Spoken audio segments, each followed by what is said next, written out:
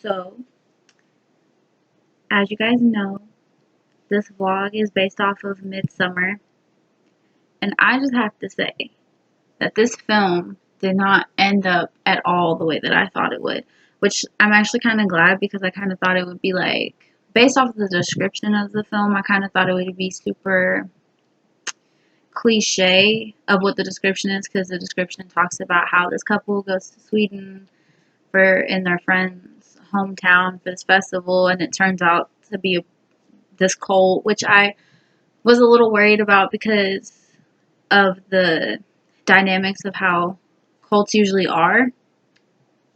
However, I was very glad that there were things that were different about this cult than other cults, which sounds weird to say, but, and this also is going to sound weird to say, but I don't want to say it's an obsession, but I have an interest. That's a good word. I have an interest in things like cults and stuff like that, specifically Charles Manson and the whole Helter Skelter and all of that. So cults aren't unknown to me, but I was glad that this one was different, which actually brings me to what I want to talk about. And I want to talk about the role reversal in this cult compared to normal cults. Because, you know, in normal cults, generally it's a guy in charge of all these other people. Like, specifically for Charles Manson, it was him controlling all these women. And I thought it was interesting that in this one, it seems more like the women are the ones who are in control. Like, yes, there were men who were probably important figures, and they were the ones who, like, put together some things. But to me, it seemed like these women were the one in control, specifically because of the sacrifices and whatnot that they made in order to attract a specific guy or get the guy that they wanted or do what they wanted. They were doing all of these things that made them seem like they were the ones in charge compared to the males, which was interesting to me because usually, you know, the patriarchy generally takes over. So specifically what I'm talking about, and when you like first kind of start to notice that the women are the ones in control, is about 45 minutes and 30 seconds into the film, when we see the pictures on the cloths. And I was sitting there watching the pictures that were on these cloths, and I was like kind of confused at first because of the things that were pictured on them, and then it started to make sense because, you know, on these cloths you see a woman interested in a man. You can obviously tell that in the first one, and then it shows her picking flowers backwards, which I'm not gonna lie, I still don't really understand why it had to be backwards. I don't know, I was very confused at that part, but it shows them doing that.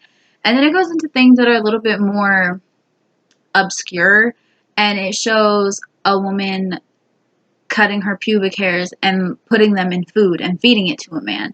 And then it shows what I can only assume is her menstruating into a drink and giving it to him to drink.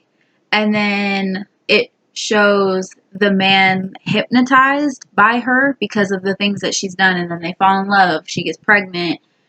Things of that nature.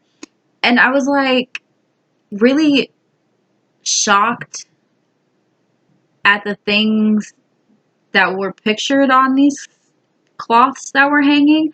But it started to make sense to me that the women are the ones who are in control here. And they're the ones who are deciding who they want to mate with. They're the ones deciding who they want to fall in love with. And they're going to do whatever they have to in order to get the man that they want. So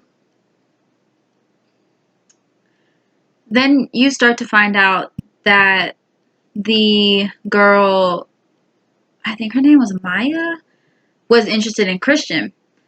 And she's starting to do all these things in order to get him.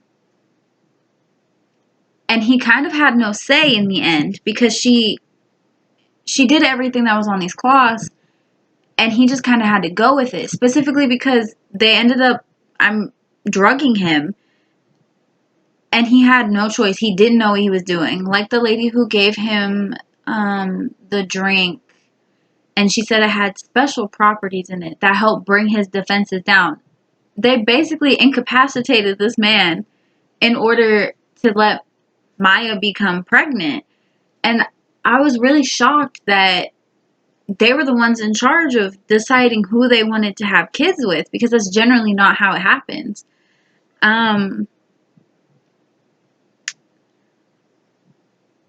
So once that happens, at the same time that they drug Christian, that's when Danny was a part of the tradition to dance and see who can become the May Queen. And she ended up getting it. She found out that he was cheating on her, which in his defense kind of was not his fault since they did drug him. But so she sees this, she gets upset. They go on with the traditions of what's supposed to happen with the May Queen, and they decide to give her this ultimatum of who to pick to put into this sacred temple that they're not allowed to go in. And at first you don't know why exactly, but they're sacrificing all these people, whether they volunteered, whether they were picked, whether she decided. And it gives her the ultimatum of the guy who got chosen from the draw, or she gets to decide on Christian. So they obviously don't lead you to her decision just quite yet, but then you see them place Christian in this body of the bear that was in the film earlier, and they place him inside this temple. And then you start to see these three men walk around with fire, and you realize that Danny decided to place him in this temple and to sacrifice him. And all because he cheated on her, which I understand is wrong. But after this temple burns down and he's dead, along with all the other people who got sacrificed because of different reasons, because they were trying to dig too deep into details or trying to steal things, or they did something wrong, like pee on a sacred ancestral tree, you see her smile because she was happy that she sacrificed him because of what he did to her. But also, at the same time, he had done a lot of things to her up until this point. So she was in charge of what happened. She had been going with what these men were saying this entire trip. And this was the point where she decided, I want to be the one in charge. I'm the one who's going to decide what's happening, what we're doing, and whatnot. So she sacrificed him. And I think it was interesting to showcase a role reversal in cults because, like I said, it generally is the men in charge, which is generally just how the world works in general. You know, it's the patriarchy. It's what we're supposed to follow. They're the rules and the guidelines and whatnot that are supposed to be followed. So it was interesting that in this cult, although the men do seem to be a forefront of people who talk, the women were the one who were actually in charge. And they had all these decisions to make. But in order for them to be in charge, it seemed like they had to sacrifice certain aspects of themselves. Like, for example, the menstrual blood. They had to sacrifice that from their own body. Their pubic hairs, they sacrificed that. Danny had to end up sacrificing what had been a source of safety and love throughout the entire movie. She sacrificed him at the end because of what he had done to her.